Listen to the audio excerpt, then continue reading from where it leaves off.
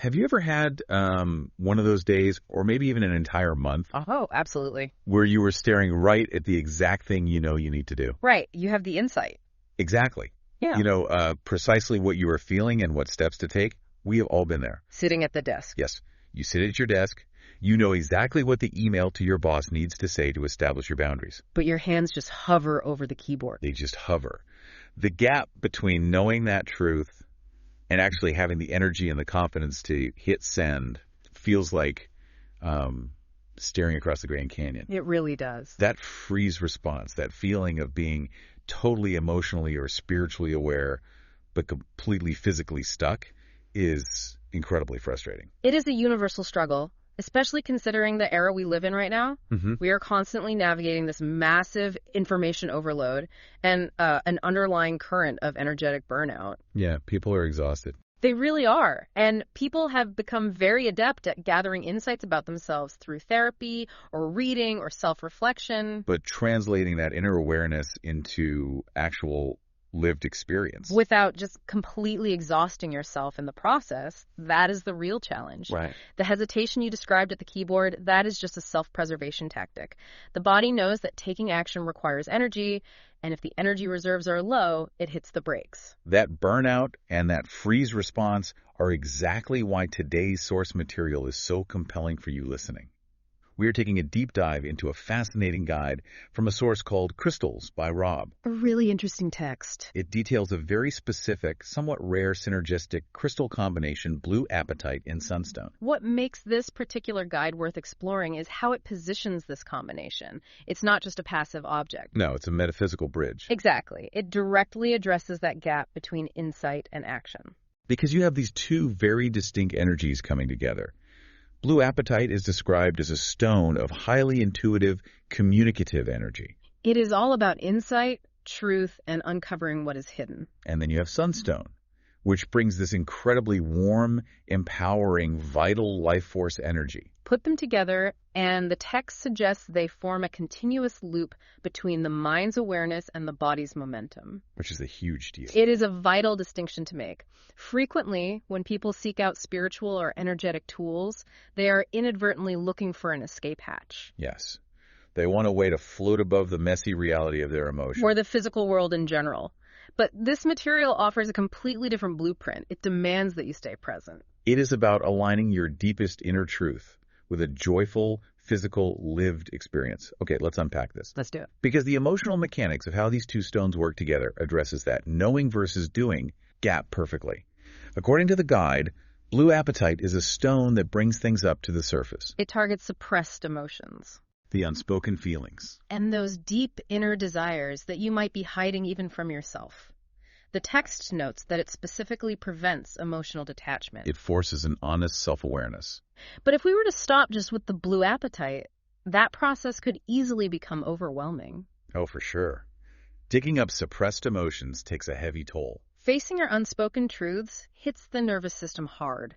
It can lead directly to emotional exhaustion. Which is exactly why people freeze up. Right. Like in your email example earlier, they see the truth, the weight of it feels too heavy to carry, and they retreat back into inaction.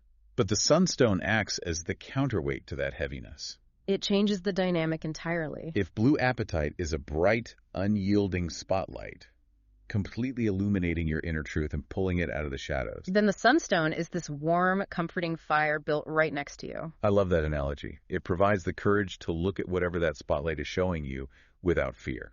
The text explicitly states that Sunstone infuses the emotional processing with warmth, optimism, and resilience. That visual of the spotlight and the fire captures the synergy perfectly. Emotionally, blue apatite in Sunstone lifts apathy. So for you listening, if you are someone who knows what you feel, but you constantly struggle to express it, Perhaps out of self-doubt. or a fear of disrupting the peace, this combination is believed to release that hesitation. It is specifically highlighted in the guide as a tool for restoring joy after emotional exhaustion or burnout. It provides clarity without detachment and confidence without force. And that idea of force leads us right into the spiritual and energetic healing aspects of this guide. There is such a pervasive misconception out there that being spiritual means being zen, quiet, passive. and totally removed from the physical world. Exactly. But this source material explicitly outlines a very different approach to spiritual growth. What's fascinating here is how it redefines the goal of spiritual awareness.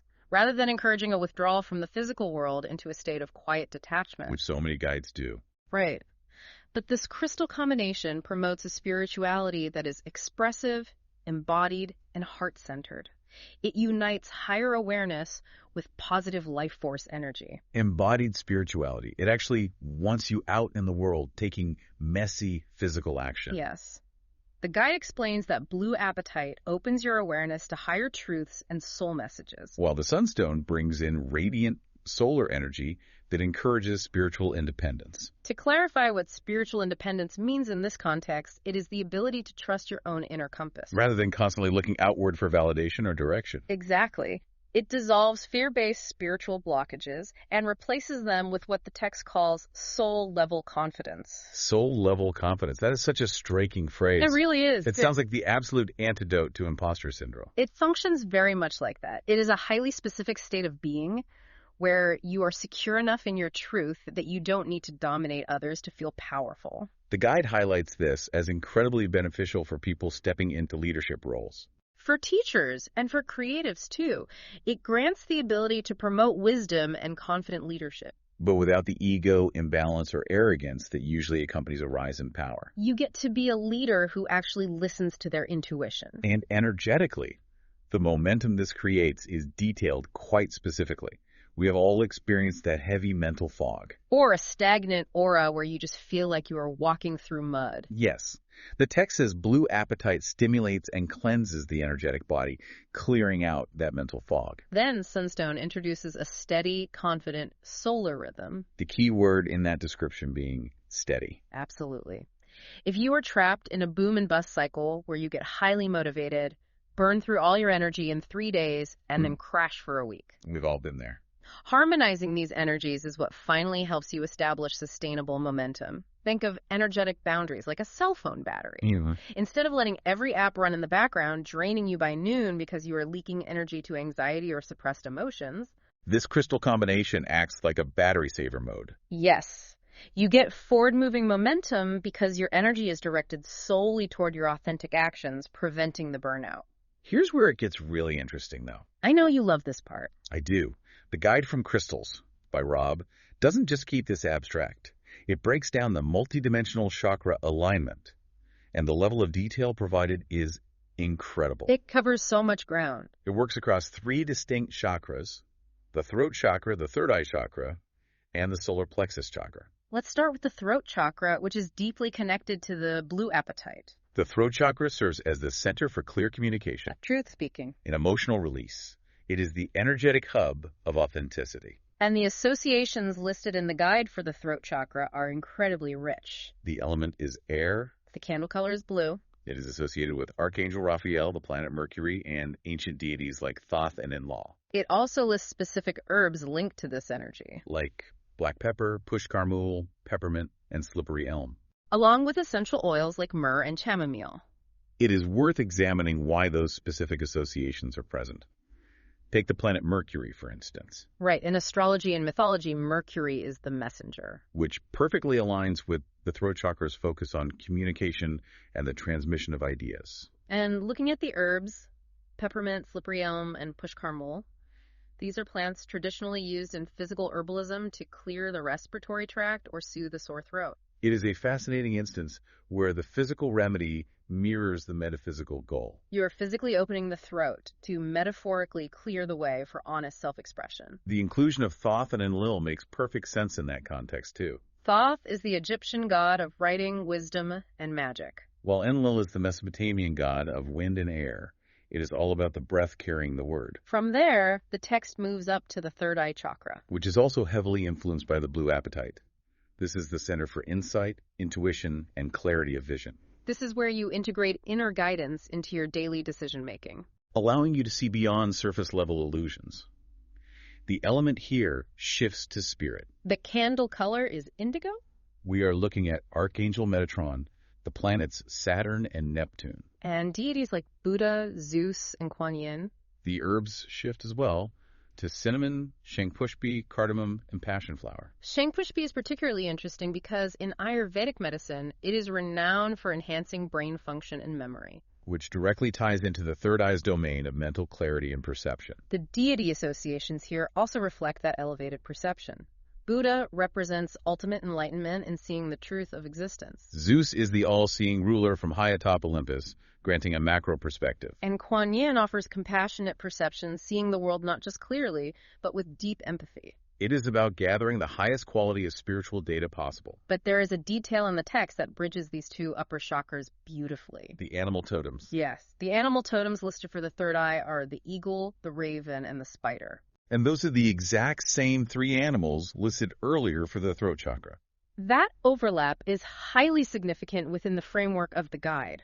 It visually and symbolically bridges the gap between seeing the truth and speaking the truth. The eagle represents seeing the big picture from a high vantage point, the high-level spiritual insight of the third eye. The raven is traditionally a messenger bridging the conscious and unconscious worlds. And the spider represents weaving intricate webs of connection. Much like how we communicate and express our complex realities through the throat chakra. Sharing these totems reinforces how deeply intertwined our intuition is with our ability to vocalize our reality. Exactly. After spending all this time in the airy spiritual realms of the throat and the third eye, the guide introduces the solar plexus chakra. This is activated by the Sunstone. And the energy changes completely. We move into motivation, personal power, and courage. The shift in the listed associations here is dramatic. It really is. It effectively tells the entire story of what this crystal combination is meant to achieve. The element goes from air and spirit straight to fire. The candle color is yellow. The ruling planets are the Sun and Mars. The archangel is Michael, the warrior. And the deities are Agni,